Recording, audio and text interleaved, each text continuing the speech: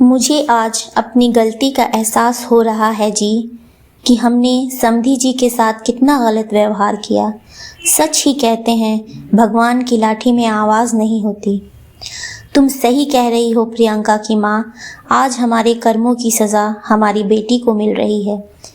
यह सुलोचना और अर्जुन जी हैं। अर्जुन जी सरकारी इंजीनियर हैं और सुलोचना जी एक हाउसवाइफ हैं जो आज आंगन में बैठे अपनी गलती पर पछता रहे हैं।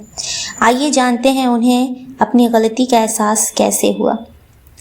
आज से 6 साल पहले उनके बेटे प्रियांशु की शादी पास के शहर में रहने वाले अजीत जी की बेटी काम्या के साथ तय हुआ था और शादी में उनकी सभी मांगों को काम्या के पिता ने स्वीकार कर लिया। काम्या एक सीधी सादी और घरेलू लड़की थी। विवाह की सारी तैयारियां शुरू हो गईं, कपड़े गहने सभी खरीदे जाने लगे। तभी अर्जुन जी ने अपने रिश्तेदारों की बातों में आकर विवाह मैरिज हॉल की जगह 5 स्टार होटल से करने की शर्त रखी और कहा कि अगर आपने ये व्यवस्था नहीं की तो ये शादी नहीं हो सकती। काम्या के पिता ने उन्हें बहुत समझाने की कोशिश की, लेकिन अर्जुन जी ने अपनी बात पर अड़े रहे। अर्जुन जी ने कहा, मैरिज हॉल हमारी हैसियत के बराबर नहीं है। लोग क्या कहेंगे कि कहाँ रिश्ता कर लिया। एक ही बेटा है मेरा और मेरे बेटे की शादी रोज़ रोज़ थोड़ी ही होती है। शादी के कार्ड बट चुके थे और बहुत सारी शादी की तैयारियां भी हो चुकी थीं। इसलिए काम्या के पिता ने किसी तरह कर्ज लेकर 5 स्टार होटल शादी का दिन था और प्रियांशु की बारात नाचते गाते होटल पहुंच गई। शादी का कार्यक्रम भी शुरू हो गया, लेकिन तभी अर्जुन जी का गुस्सा 7वें आसमान पर चढ़ गया। चिल्लाते हुए बारात वापस ले जाने की बात करने लगे। काम्या के पिता ने उन्हें समझाते हुए कहा कि समधी जी, आप बिना वजह नाराज़ हो रहे हैं। आप पहले मेरी बात तो सुन लीजिए। आपके बताए अनुसार ही हमने सारी तैयारी की थी, लेकिन होटल वालों का कहना है कि कुछ लड़कों ने बहुत सारा खाना बर्बाद कर दिया, जिससे खाना कम पड़ गया। तो क्या हो गया, शादी विवाह में तो ये सब होता है, और अब क्या मेरे रिश्तेदार भूखे ही रहें? अर्जुन जी ने गुस्से में कहा। काम्या के पिता और उसके भाई ने किसी तरह स्थिति को संभाला और शादी हो गई। शादी के बाद भी काम्या के ससुराल वालों की मांगें खत्म नहीं हुई। काम्या ने इस बारे में जब अपने पति प्रियांशु से बात की तो उसने कहा, मैं इस सब के बीच में नहीं पड़ना चाहता। दहेज की इस लेन देन ने एक बेटी को उसके माता पिता भाई बहन के प्यार से ज़रूर दूर कर दिया था। काम्या शादी के बाद कभी अपने मायके नहीं जा सकी। जब भी उसके मायके जाने की बात करने के लिए काम्या के पिता आते तो उन्हें कोई ना कोई बहाना बनाकर लौटा दिया जाता या कोई नई डिमांड रख दी जाती।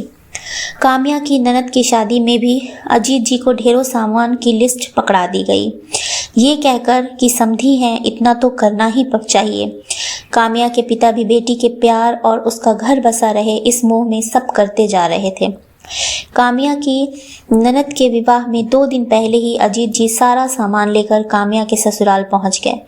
सामान को देखकर काम्या की सास बोली, ठीक ही है, हमें क्या पता था कि आपकी पसंद ही ऐसी है, नहीं तो हम लोग खुद ही पसंद कर लेते। न साड़ियाँ का रंग अच्छा है, न गहने की डिज़ाइन, और गहने भी कितने हल्के हैं। बेटी के लिए तो कभी आप दिल खोलकर खर्च ही नहीं करते। हमारा क्या, लोग तो यही कहेंगे कि कैसा पिता है। बेटी के सम्मान और समाज के मान मर्यादा की भी चिंता नहीं है। काम्या के पिता कुछ बोल नहीं सके, चुपचाप सर नीचे किए बैठे रहे। लेकिन आज सारे रिश्तेदारों के सामने अपने पिता की बेइज्जती काम्या बर्दाश्त नहीं कर पाई और बोली, मम्मी जी, समाज की मान मर्यादा की चिंता क्या सिर्फ मेरे पिताजी को या मेरे मायके वालों को होना चाहिए? आप लोगों को इस बात की कोई चिंता नहीं होनी चाहिए? सारे रिश्तेदारों के सामने आपने ये तो कहा कि यह अच्छा नहीं, वह अच्छा नहीं, यह नहीं लाए, वह नहीं लाए, लेकिन क्या पिताजी से एक बार भी उनका हाल समाचार पूछा? किसी ने भी उनसे चाय नाश्ते के लिए भी पूछा? नहीं, क्योंकि आप लोग मेरे पिताजी को अपना समधी नहीं नौकर समझते हैं और मुझे तो इस घर में एक काम वाली बाई के से भी कम समझा जाता है। जब जिसके मन में आए मुंह उठाकर कुछ भी कह देता है। कुछ खराब हुआ तो काम्या और कुछ अच्छा हुआ तो आप लोगों ने किया। काम्या का इस तरह जवाब देना आज सुलोचना जी को बहुत बुरा लगा, और वह भी जब सारा घर मेहमानों से भरा हो। सुलोचना जी ने गुस्से में चिल्लाते हुए कहा कि देखा समधी जी, ऐसे तेवर हैं आपकी लाडली के। वह तो हम जैसे लोग हैं जो इसका गुजारा हो रहा है, नहीं तो किसी और घर में होती तो कब का घर से बाहर निकाल देते। और आप समझाते हैं कि हम लोग ही बुरे हैं, समझते हैं कि हम लोग ही बुरे हैं।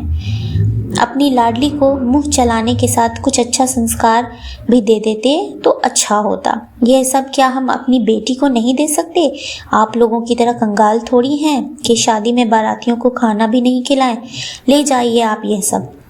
हमने तो यह सब इसलिए कहा था कि प्रियंका के ससुराल वालों को यह न लगे कि उसकी भाभी के मायके वाले भी किसी से कम नहीं हैं। लेकिन आपकी बेटी ने जो आज हमारी बेइज्जती की है, उसके बाद हम काम्या को नहीं रख सकते। आप यह सारा सामान और अपनी बेटी को लेकर चले जाइए।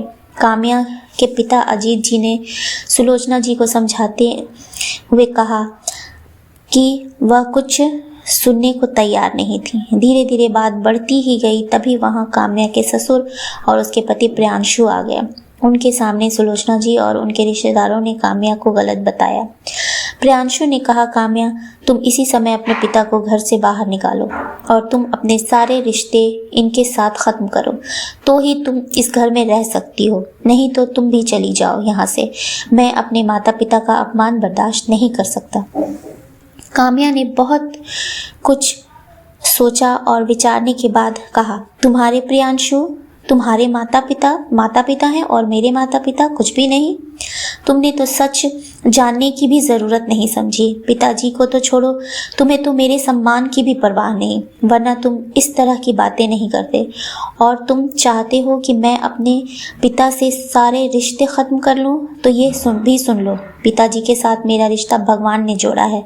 वह मेरे पिता हैं, जन्मदाता हैं। मैं चाहूँ तो भी ये रिश्ता खत्म नहीं हो सकता। हाँ, आज अभी तुमसे सारे रिश्ते ज़रूर ख़त्म कर सकती हूँ।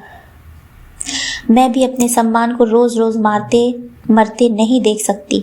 अब और जिंदा लाश बनकर नहीं जी सकती, और रहूं भी किस लिए? ऐसे घर के लिए जहाँ मेरा कोई कद्र नहीं, मेरी सेवा, मेरे प्यार का कोई मोल नहीं। सिर्फ तुम्हारे घर वालों की सेवा करती रहूं और तुम्हें सुख देती रहूं। क्या मेरा सिर्फ इतना ही वजूद है तुम्हारी नज़रों में? तो मैं आज इसे भी ख़त्म करती हूँ। और हाँ प्रियांशु, मांग में सिंदूर तो कोई भी भर देता है, लेकिन जो दिल के खालीपन को भरे वही सही मायने में जीवन साथी होता है। काम्या के पिता ने सबको बहुत समझाने की कोशिश की, लेकिन कोई समझने को तैयार नहीं था।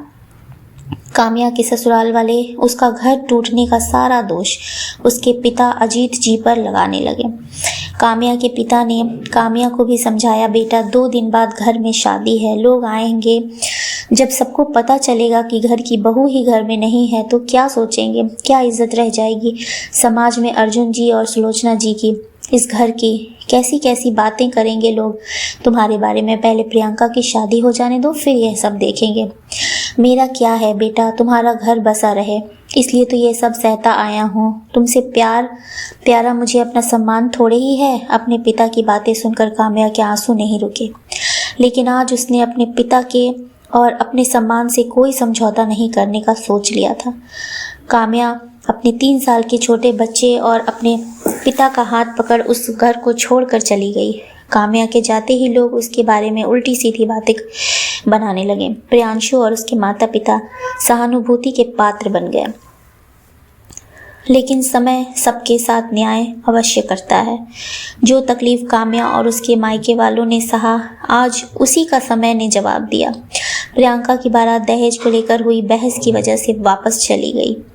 ये कहना उचित तो नहीं होगा कि जैसी करनी वैसी भरनी, क्योंकि एक और बेटी का घर इस दहेज के दानों ने निगल लिया।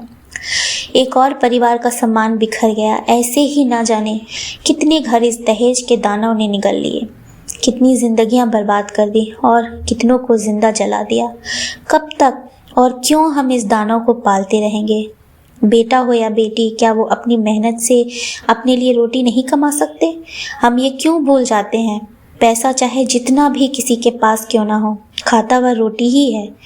पैसा नहीं खा लेता, हाँ, खाने के तरीके अवश्य बदल सकते हैं। अब तो बस यही इच्छा है कि दहेज के दानों को पालना बंद करें और अपने बच्चों को अच्छी शिक्षा दें, ताकि वह खुद अपना भार उठा सकें और हमें उनके लिए दहेज प्रथा जैसी कुरीति को पालना ना पड़े। दोस्तों, अगर आपको मेरी ये स्टोरी अच्छी लगी हो तो प्लीज़ प्लीज़ प्लीज़ मेरे चैनल को सब्सक्राइब कीजिए।